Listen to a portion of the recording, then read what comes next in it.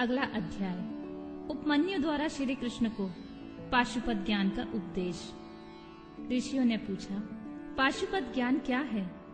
भगवान शिव पशुपति कैसे हैं? और अनायासी महान कर्म करने वाले भगवान श्री कृष्ण ने उपमन्यु से किस प्रकार प्रश्न किया था।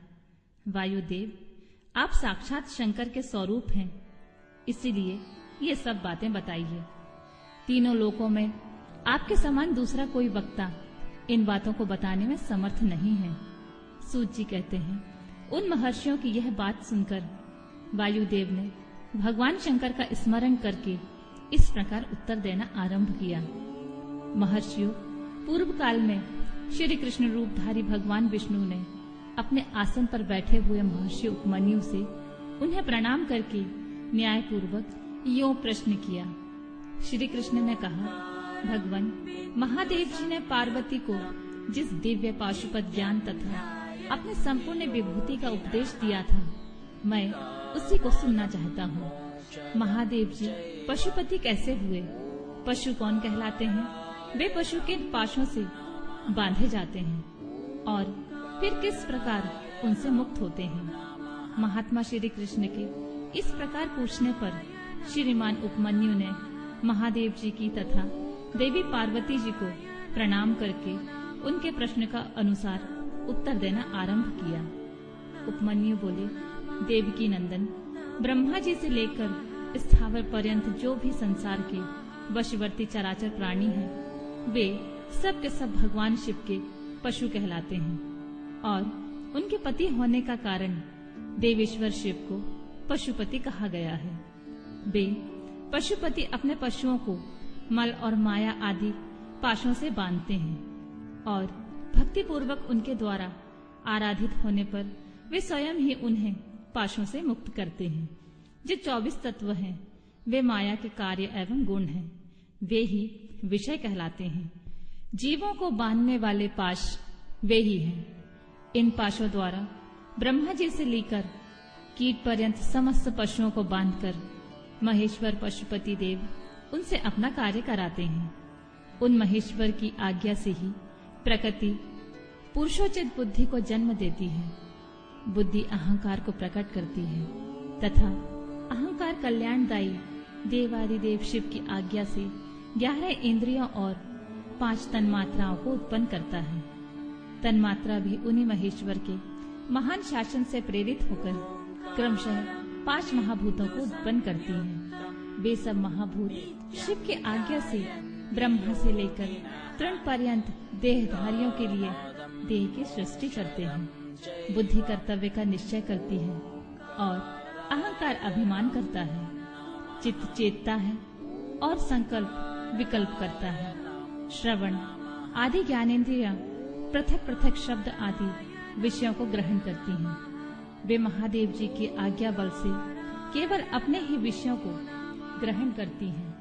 बाक आदि कर्मेंद्रियां कहलाती हैं और शिव की इच्छा से अपने लिए नियत कर्म करती ही रहती हैं। दूसरा कुछ नहीं। शब्द आदि जाने जाते हैं और बोलना आदि कर्म किए जाते हैं। इन सब के लिए भगवान शंकर की गुरोत्तर आज्ञा का उल्लंघन करना असंभव है।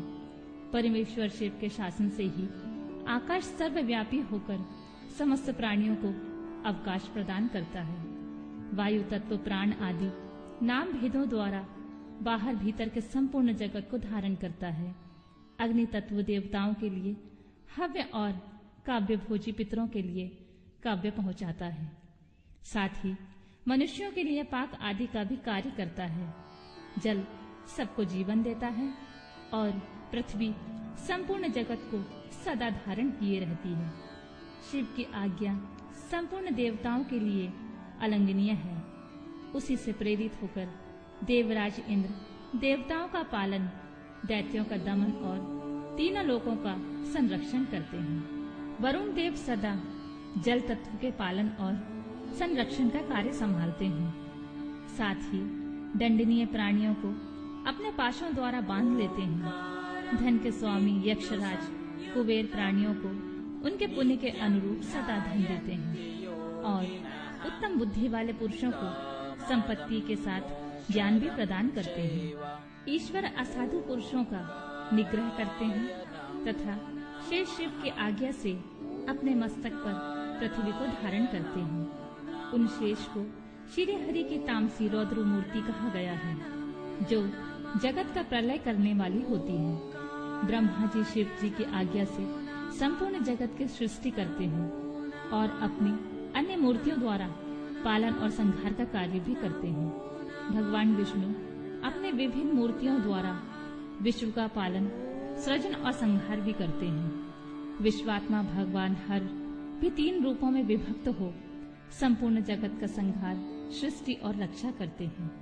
काल सबको उत्पन्न करता है, वही प्रजा की सृष्टि करता है तथा वही विश्व का पालन करता है।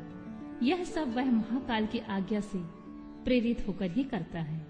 भगवान सूर्य उन्हीं की आज्ञा से अपने 3 अंशों द्वारा जगत का पालन करते, अपनी किरणों द्वारा वृष्टि के लिए आदेश देते और स्वयं ही आकाश में मेघ बनकर बरसते हैं।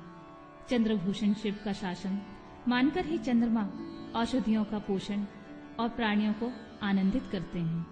साथ ही देवताओं को अपनी अमृतमय कलाओं का पान करने देते हैं। आदित्य, वसु, रुद्र, अश्विनी कुमार, मरुदगण, आकाशचारी, ऋषि, सिद्ध, नारायण, मनुष्य, मृग, पशु, पक्षी, कीट आदि स्थावर प्राणी, नदियों, समुद्र, पर्वत, वन, सरोवर, अंगों सहित वेद शास्त्र, मंत्र, वैदिक स्त्रोत और यज्ञ आदि कालाग्नि से लेकर शिव पर्यंत भुवन, उनके अधिपति, असंख्य ब्रह्मांड, उनके आवरण, वर्तमान, भूत और भविष्य, दिशा, विदिशाएं, कला आदि काल के भिन्न भिन्न भेद तथा जो कुछ भी इस जगत में देखा और सुना जाता है, वह सब भगवान शंकर की आज्ञा के बल से ही टिका हुआ है।